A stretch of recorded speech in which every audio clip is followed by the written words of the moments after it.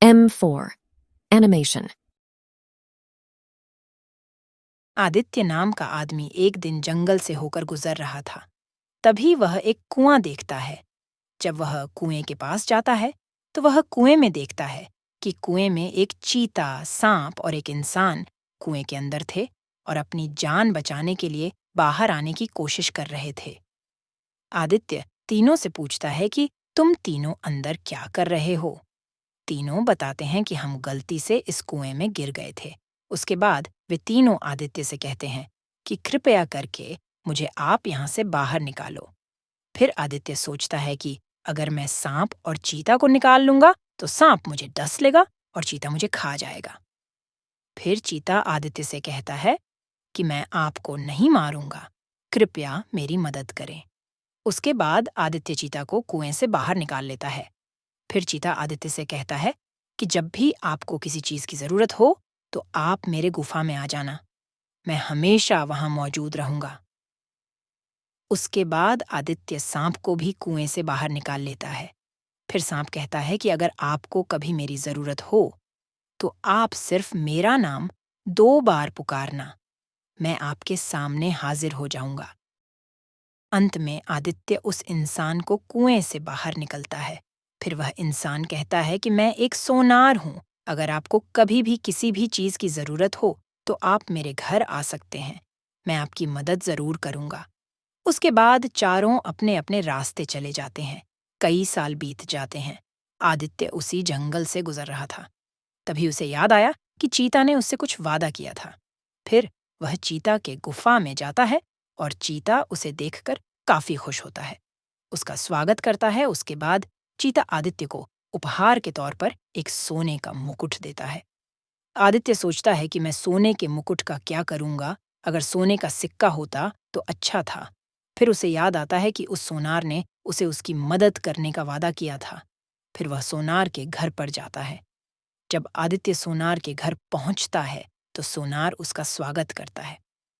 आदित्य सोनार को बताता है कि उसे चीता ने सोने का मुकुट गिफ्ट दिया है और उसे सोने के सिक्के में बदलना है।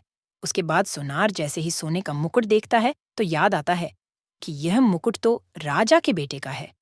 फिर उसे याद आता है कि राजा ने घोषणा किया है कि उसके बेटे के बारे में जो कोई भी जानकारी देगा, राजा उसको इनाम देगा।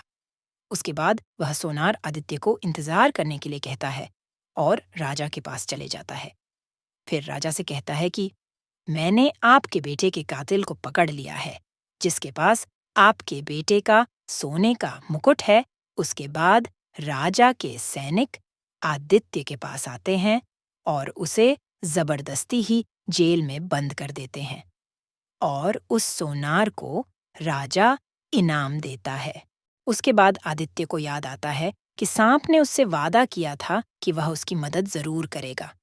फिर वह सांप का नाम लेता है और सांप उसके सामने कुछ ही समय में आ जाता है। फिर आदित्य सांप को पूरी कहानी बताता है कि कैसे सोनार की वजह से वह जेल में बंद है। उसके बाद सांप और आदित्य दोनों मिलकर एक योजना बनाते हैं। सांप जाकर रानी के पैरों में काट लेता है, जिससे रानी बेहोश जो जाती है और राजा हकीम को बुलाते हैं, लेकिन हकीम की कोई दवा काम नहीं करती है। फिर राजा ऐलान करते हैं कि जो कोई भी रानी को ठीक करेगा वह उसे इनाम देंगे।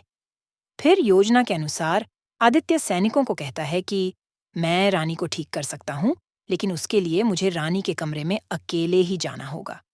उसके बाद राजा आदित्य को रानी के पास अकेले जाने की इजाजत देते हैं। कमरे में जाने के बाद आदित्य सांप का नाम लेता है और सांप हाजिर हो जाता है। उसके बाद सांप रानी के शरीर से सारा जहर खींच लेता है। फिर आदित्य सांप को शुक्रिया कहता है और सांप वहां से अपना काम करके चला जाता है। उसके बाद रानी होश में आ जाती है और राजा आदित्य से खुश होते हैं और कहते हैं, तुम क्या मांगना चाहते हो, मुझे बताओ। फिर आदित्य कहता है कि महाराज, मुझे कुछ नहीं चाहिए, बस मुझे असली बात बताने दीजिए, क्योंकि मैंने आपके बेटे को नहीं मारा है।